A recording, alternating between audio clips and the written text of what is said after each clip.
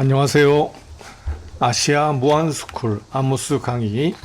오늘은 한자라는 문자가 창제되기 이전에는 어떻게 의사 전달을 했는지 알아보는 시간을 갖겠습니다. 한자가 만들어진 것은 아주 오래전의 일이지만 인류의 역사에 비하면 그렇게 오래되었다라고 볼 수는 없습니다. 사람들이 더불어 살면서 자기의 의사를 전달하고 남의 의견을 받아들일 필요가 있었는데 글자가 없던 시절에는 그것의 한계가 분명했었습니다. 그렇다고 글자가 없다고 서로의 의사소통이 불가능한 것은 아니고 나름대로 여러 가지 방법을 통해서 그것을 가능하게 하고 있습니다. 이러한 것은 지금도 글자가 없는 지역의 사람들도 별다른 불편을 못 느끼면서 살아가는 것에서도 알 수가 있습니다. 다만 보다 원활한 의사소통이 불가능해 다른 지역보다 문명이 덜 발달되었을 뿐이라고 할 수가 있죠. 첫 번째로 현재 남아있는 가장 원시적인 형태의 의사표현은 바위 위에 그려진 암각화입니다. 암이라고 하는 것은 바위고요. 각은 색이다. 그리고 화는 그림이니까 바위에 새겨진 그림. 이러한 암각화들은 주로 신석기 후반기와 청동기 시대에 많이 사용이 되었습니다. 내몽고, 중국 등에 많이 분포되어 있는데 우리나라에도 경북 울진에 유명한 반구대 암각화, 그리고 근처 천전리에 암각화가 있어서 당시 생활의 일부를 엿볼 수가 있습니다. 그러면 암각화의 모습을 한번 보겠습니다. 내몽고 바위차허강 근처에 있는 벽에 그려진 그림인데요. 사슴과 같은 초식동물들이 그려져 있습니다. 조금 더 선명하게 보입니다. 내몽고 백령묘 근처에는 말을 그린 것 같죠. 자, 그리고 또 실제로는 어떠한 형상인지 정확히 잘 모르는 조금 형이상학적인 그런 그림들도 많이 있습니다. 그래서 지금 많은 학자들이 이것은 무엇을 상징하는 것이다 라고 제각기 의견을 많이 내고 있는 상황입니다. 사람의 모습도 보이고요. 고령. 자, 이건 우리나라에 있는 암각화입니다. 기하학적인 무늬가 있어갖고 정확하게 어떠한 뜻을 전달하는지 잘 알 수는 없습니다. 영주라고 하는 곳에 있는 암각화. 자, 그리고 울산 천전리. 자, 그리고 유명한 울산 반구대 암각화. 여기는 조금 희미한데 육식동물들이 살고 있고요. 또 이러한 그 사람이 제사를 지내는 모습. 자, 그리고 유명한 고래 그림이 새겨져 있는 곳입니다. 특히 이 반구대 암각화는 사실 우리나라보다 세계적으로 더 유명한 곳입니다. 그래서 2025년 7월에 비로소 세계문화유산 등재가 되었죠. 7,000년 전에 그려진 고래 사냥하는 모습들, 다양한 고래의 모습이 남아 있어서 전 세계적으로 굉장히 유명한 희귀한 자료가 될 수 있습니다.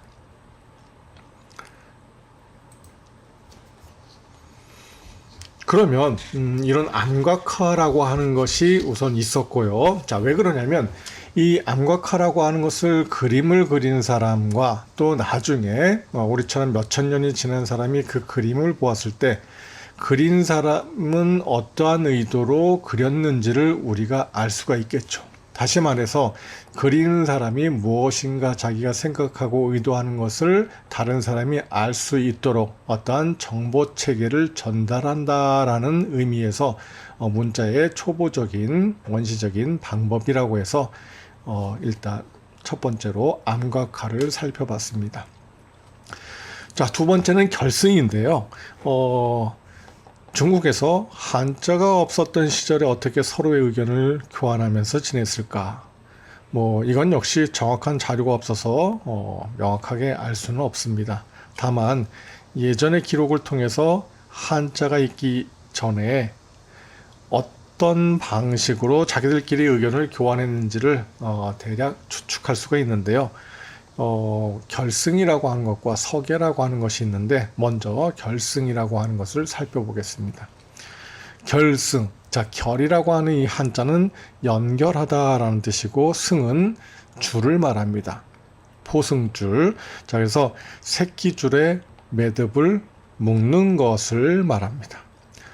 서로 미리 약속된 방식으로 새끼줄을 묶어서 그 모양에 따라 자기들의 의견을 교환하는 방법입니다. 즉, 어떤 사건이 있을 때 그 일이 큰 것이면 큰 매듭을 큰 것으로 하고 작은 것이면 작은 매듭으로 하고 또한 사물이 많을 때는 여러 번 묶고 적을 때는 적게 묶고 이런 식으로 그 의미를 표시하는 것입니다.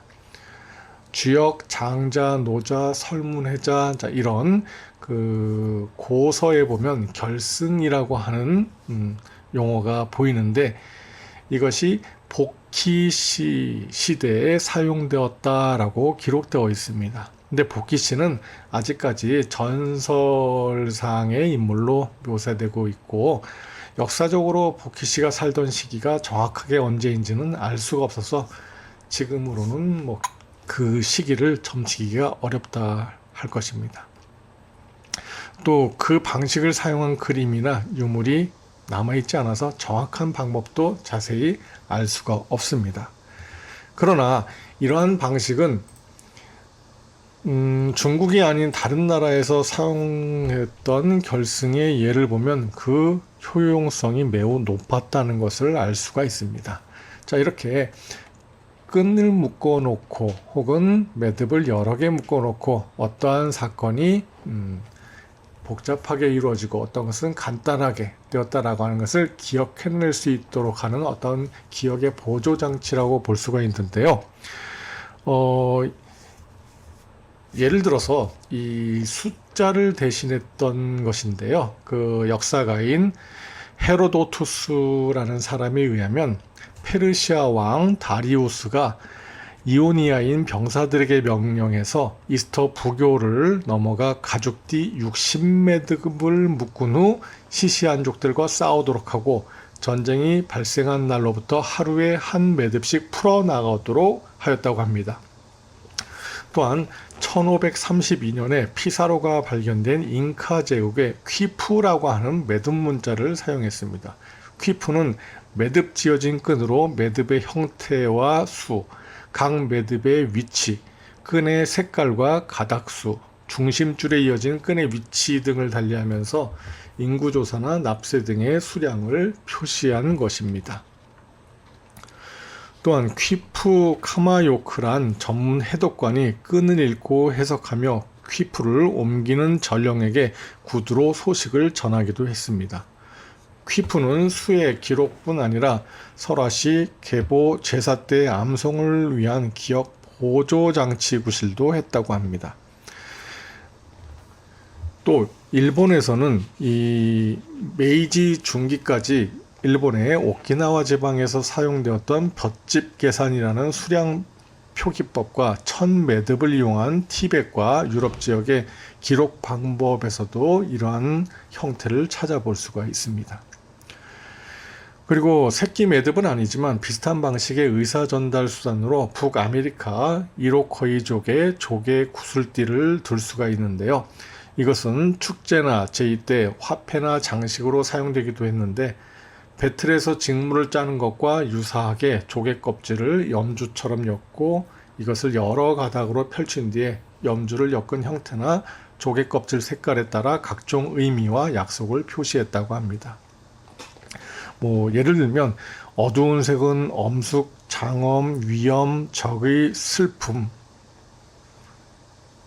죽음을 뜻하고 흰색은 행복을, 붉은색은 싸움을 나타냈다고 합니다. 또 실제로 이 아메리카 지역에서는 캘리포니아의 팔로니 인디안들이 사용했던 새끼줄도 역시 페루 사람들과 비슷합니다. 그들은 매년 대표자를 뽑아 상가브리엘에 보내 융으로 만든 담요를 팔게 했는데 물건의 주인은 각기 머리카락이나 양털로 만든 끈 두 가닥을 대표자인 판매 대리인에게 주어서 하나는 물건 밭을 표시하고 다른 하나는 담요 숫자를 표시한 후 판매 대리인이 돌아오면 물건 주인은 각기 그가 떠날 때 준 끈을 보고 총 판매 가격이 얼마였는지 알 수 있었다고 합니다. 이 밖에 서아프리카의 아르브라, 제부스, 하와이안 토인들도 모두 결승을 사용했다고 합니다. 이렇게 끈으로 묶어서 어떠한 기록을 보조할 수 있는 수단이라고 하는 것은 인류 보편적으로 사용되었다라고 볼 수가 있습니다. 이 사진은 지금 중국 운남성, 윈난성에 거주하는 소수민족들이 사용하던 결승의 모습입니다. 자, 그리고 또 중국인들이 사용한 또 한 가지 방법이 있는데 세 번째로 서계입니다. 서계 기록은 이 관자, 묵자, 열자 등의 이 고서적에도 보이는데 서계라고 하는 것은 부절이라고도 불리고 물체에 무늬를 새기거나 획을 그어서 나타내는 방법입니다. 쓰고 새긴다 라는 이 한자를 바로 이해하면 될 것 같습니다. 서라고 하는 것은 쓰다고 개는 새기다라는 겁니다. 그래서 이 개, 색이다. 이 개가 지금 현재 사용하고 있는 계약서 할 때 그 개자로 여러분들이 이해를 하면 더 쉽게 이해할 수 있을 것 같습니다. 예를 들어서 하나의 나무 토막 위에 두 사람 간의 약속 사항의 내용을 자기들이 서로 알 수 있는 부호나 표시로 쓰거나 새긴 후에 이를 둘로 나눠 하나씩 가지고 있다가 나중에 그 약속 사항을 이행할 때 각각을 서로 맞추어 보므로 원래 약속했던 내용을 기억해내거나 확인하는 방법을 말합니다. 갑이라는 사람이 을에게 쌀 5가마를 빌렸다고 합시다. 두 사람은 나무 토막 위에 쌀 5가마를 의미하는 표시로서 선을 5줄 그린다든가 혹은 칼로 5개 긴 홈을 판 후 그 가운데를 잘라 하나씩 나누어 갔습니다. 후에 을이 쌀을 상환하고자 할 때 서로의 막대기를 꺼내 맞추어 보고 그것이 맞는 막대기이면 그 위에 쓰인 숫자에 따라 쌀을 상환하는 것입니다. 지금 예를 든 건 굉장히 간단한 방식인데요. 만약에 새겨 넣는 부호가 보다 다양하게 한다면 더 복잡한 계약도 가능할 것입니다. 예를 들어서 갑이 을에게 창 2자루와 활 3개를 빌려준다면 긴 선 2줄과 짧은 선 3줄 이런 식으로 표시할 수도 있겠죠.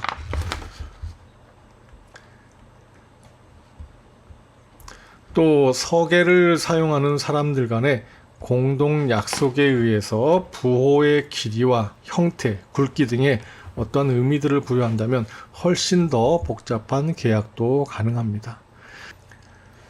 서계에는 이 문자가 없는 지역에서 매우 유용하게 사용되어 올 수 있어서 특히 중국 변방에 문자가 없던 지역에서는 이것을 많이 사용했습니다.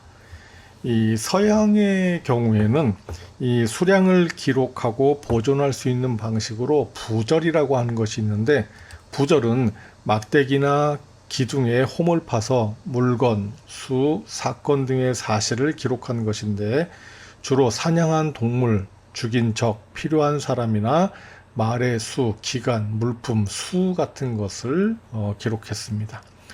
부절의 기능 중 가장 중요한 것은 부채를 기록하는 것으로 막대기에 눈금을 표시한 후 세로로 자르면 채권자와 채무자 쌍방의 계약서가 되는 것입니다. 그리고 이러한 방법은 문자가 있는 지역에서도 통용되는 경우가 많은데, 문자가 통용되고 있긴 하지만 문자를 해독하지 못하는 사람들이 많을 때는 그 방법을 주로 사용했습니다. 우리가 흔히 알고 있는 조선시대 때 사용되었던 이 암행어사의 마패도 부절이라고 볼 수가 있습니다. 그 마패가 바로 임금을 대신해서 탐관오리를 혼낼 수 있는 어떠한 그 권한을 가지고 있다라는 것을 나타낼 수 있는 것이죠. 그리고 또 오늘날 우리가 사용하는 부동산의 계약서도 바로 이 서계 기능이 발달되어서 내려온 것입니다. 이렇게 오늘은 그 한자라고 하는 문자가 있기 전에 어떻게 의사 전달을 할 수 있는지 살펴봤습니다. 오늘 강의는 여기까지 하고요. 다음 시간에 또 뵙겠습니다. 수고하셨습니다.